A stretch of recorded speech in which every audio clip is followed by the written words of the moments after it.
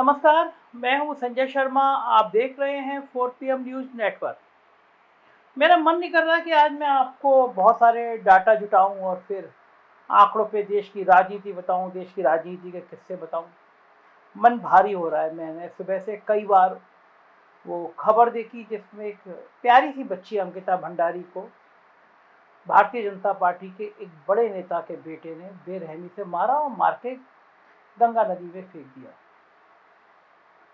एक अवैध रिजॉर्ट बना हुआ था नेताजी के बेटे का, और उस रिजॉर्ट में वो लड़की रिसेप्शनिस्ट का काम कर रही थी। आजकल गरीबी का, बेरोजगारी का जो आलम है आप देख सकते हैं, समझ सकते हैं।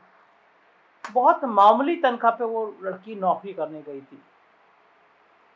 नेताजी के बेटे चाहते थे कि वो जो ग्राहक आके रुकते हैं, जो होटल में रुकते हैं, उससे वो सेक्सुअल रिलेशन स्थापित करे, मतलब देह व्यापार के धंधे में आ जाए, कुछ अपनी भी इच्छाएं पूरी करना चाहते थे।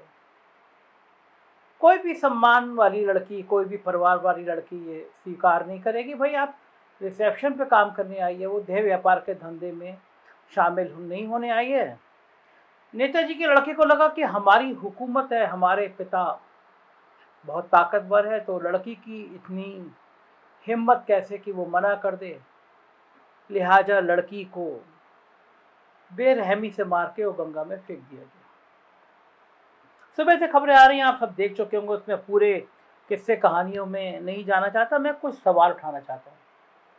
क्या उत्तराखंड के मुख्यमंत्री को इतनी भी अकल नहीं है कि वो रिजॉर्ट जो था वो एक दस्तावेज होता, वो एक सबूतों की जगह होती? क्या मुख्यमंत्री इतने भी पढ़े लिखे नहीं हैं कि उनको पता हो कि जहाँ अपराध होता है वहाँ से सबूत इकट्ठे किए जाते हैं?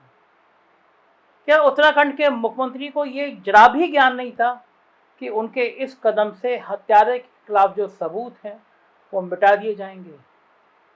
और क्या ये समझा जाए कि उत्तराखंड के मुख्यमंत्री पुष्कर धामी इस हत्यारे को और इस हत्यारे के पिता को बचाना चाहते थे क्योंकि वो उनकी पार्टी का नेता है?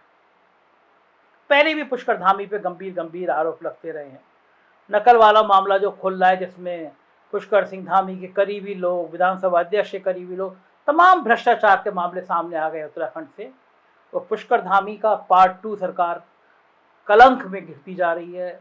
निरे घोटालों की जिक्र सामने आते रहे हैं।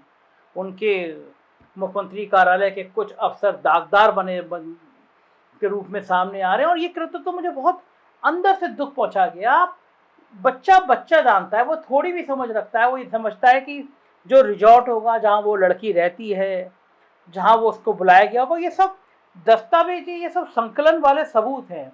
वहाँ कुछ सबूत मिलते हैं, वहाँ कुछ चीज़ें मिलती। मगर जब मुख्यमंत्री ने देखा कि उनकी पार्टी के नेता ने जिस तरह लड़की की हत्या की, उससे पूरा उत्तराखंड उबल गया।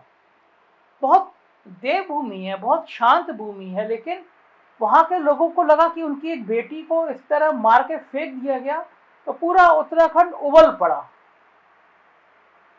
तो फिर मुख्यमंत्री डर गए, घबरा गए, और क्या सोचा उन्होंने कि भाई बुलडोजर चला दो, और रिजॉर्ट पे बुलडोजर चला दिया।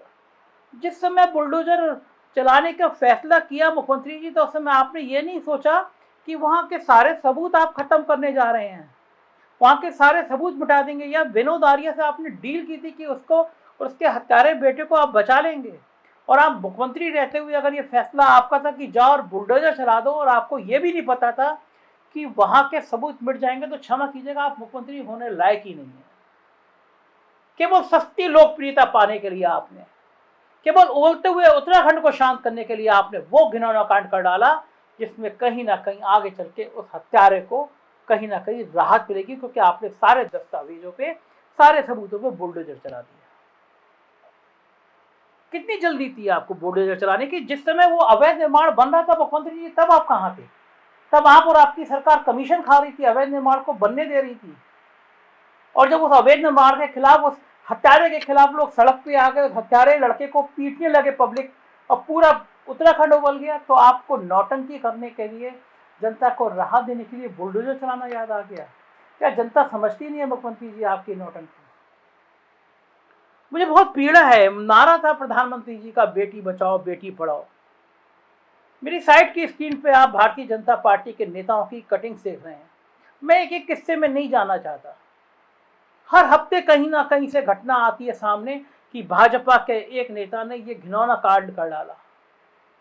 कहां कमी हो गई है? मोहन भागवत जी, कहां आप इन बीजेपी के नेताओं को पाठ देने में चूक गए हैं? क्या इनको संघ की पाठशालाओं में आपने ज्ञान नहीं दिया कि महिलाओं का सम्मान किया जाता है?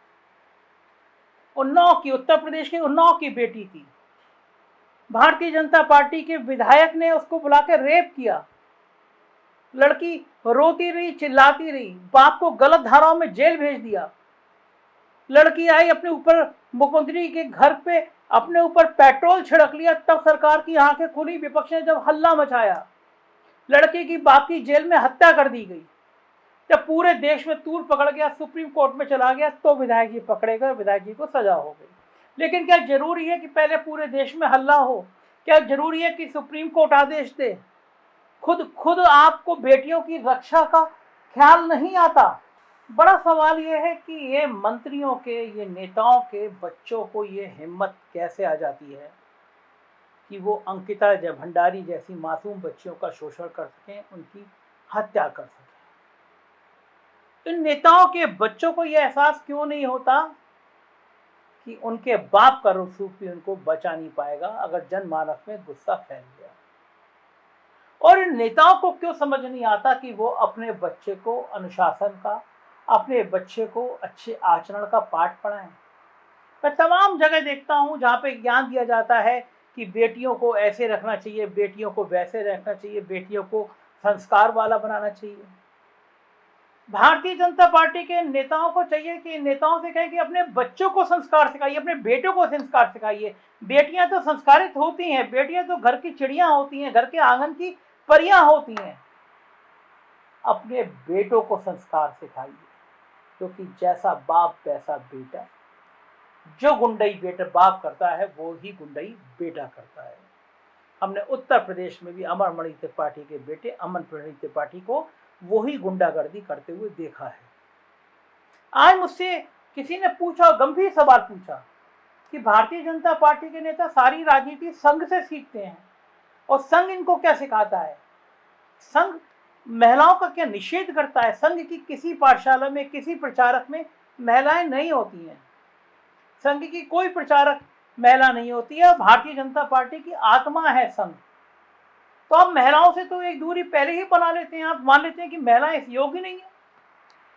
आप अपने आप को देश का सबसे बड़ा सामाजिक संगठन कहते हैं और आपके संगठन में महिलाएं नहीं है। तमाम जगह मैं सुनता हूं कि प्रधानमंत्री जी क्या करेंगे, उनका परिवार नहीं है।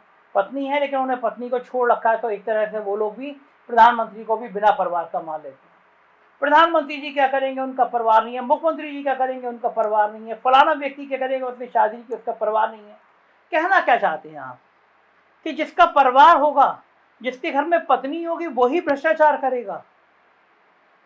मायावती की क्या बच्चे हैं, पति है, उनका नाम तो तमाम जगह आता है सुर्खियों में। और आप क्या मान रहे हैं कि शादीशुदा व्यक्ति को पत्नी आके भ्रष्ट करती है? दरअसल आपके दिमाग में महिलाओं को लेकर एक कुंठापन की हुई है। आप महिलाओं को समाज में बराबर का स्थान लाने नहीं देते और यही कुंठाएं महिलाओं को बहुत दूर करती हैं। यही कुंठाएं नेताओं के बच्चों को ये एहसास कराती हैं कि महिलाएं केवल उनके उपयोग की हैं। अगर महिलाओं के लिए वो महिलाएं मना करेंगी, अपने अधिकारों की बात कहेंगी, तो उनको मार के गंगा में फेंका जा सकता है। देखा ना आपने, तमाम कटिंग आपने अभी देखी, साइड में चल रही। और मेरी टीम, अगर मैंने उसको रोका, वो मेरे पास 50-100 कटिंग्स लेकर आ गए टीम के लोग कि ये देखिए, ये देखिए, ये देखिए। कितनी कटिंग मैं आपको दिखाऊं? ये प्रधानमंत्री जी ने कहा बेटी बचाओ बेटी पढ़ाओ, यहाँ की जो मैं कटिंग्स देख रहा हूँ वहाँ तो भारतीय जनता पार्टी के नेताओं से बेटी बचाओ। आज कांग्रेस की प्रवक्ता ने क्या क्या आरोप लगाए, सुनिए जरा सुप्रिया श्री ने किस तरह की बात कह रही है। ऐसा क्यों है कि जब भी लड़की के शोषण की, जब भी किसी लड़की के साथ दुष्कर्म की कोई घटना सामने आती है, तो कहीं ना कहीं उसमें भारतीय जनता पार्टी के नेता का नाम जरूर सामने आ जाता है। अंकिता के परिवार के आंखों में आंख डाल के आज किसी भारतीय जनता पार्टी के नेता की बात करने की हिम्मत है? ये कैसे वहशी दरिंदे इन्होंने भरे हुए हैं? ये कौन जानवर हैं जिनको लगता है कि एक लड़की की जान की कीमत नहीं है? ये कौन लोग हैं जिनको लगता है कि लड़की जब नौकरी करने घर से निकली है उसको देह व्यापार की तरफ ये ढकेल देंगे? विपक्ष कहेगा ये बात, विपक्ष को कहना भी चाहिए ये बात। आप सत्ता में हो, आप किस तरह किसी बेटी को यूं मार के गंगा में फेंक दो, ये बहुत घिनौना है। और ऐसे कृत्यों के लिए फास्ट ट्रैक कोर्ट बनना चाहिए, 24 घंटे सुनवाई होना चाहिए, 1 महीने के अंदर सुप्रीम कोर्ट तक से फैसला होना चाहिए, और अगले 1 महीने में जो दंड सुप्रीम कोर्ट दे, चाहे वो आजीवन कारावास है, फांसी की सजा हो, 2 महीने में उसको दे देनी चाहिए। तभी अंकिता के माता पिता को सुकून आएगा। हम अंकिता भंडारी की आत्मा की शांति की कामना करते हैं, परमपिता परमेश्वर से हाथ जोड़ के प्रार्थना करते हैं कि इस पहाड़ जैसे दुख को उसके माता पिता को सहन करने की क्षमता दें, हत्यारों को कड़ी से कड़ी सजा दें। आप भी समाज में चेतना लाइए, बेटियों को नहीं बेटों को संस्कारित करिए, उनको कहिए कि तुम्हारी भी बेटी कहीं हो सकती है समाज में, तुम्हारी भी बहन कहीं हो सकती है। हर लड़की को तुम उपभोग की वस्तु में समझो, अपने परिवार की देवी समझो। जहाँ महिलाओं की पूजा होती है, लक्ष्मी वहीं निवास करती है, सरस्वती वहीं निवास करती है। कम से कम महिलाओं को परिवार की लड़की समझो, समाज का मजबूत स्तंभ समझो, तभी देश सुधरेगा। शुक्रिया।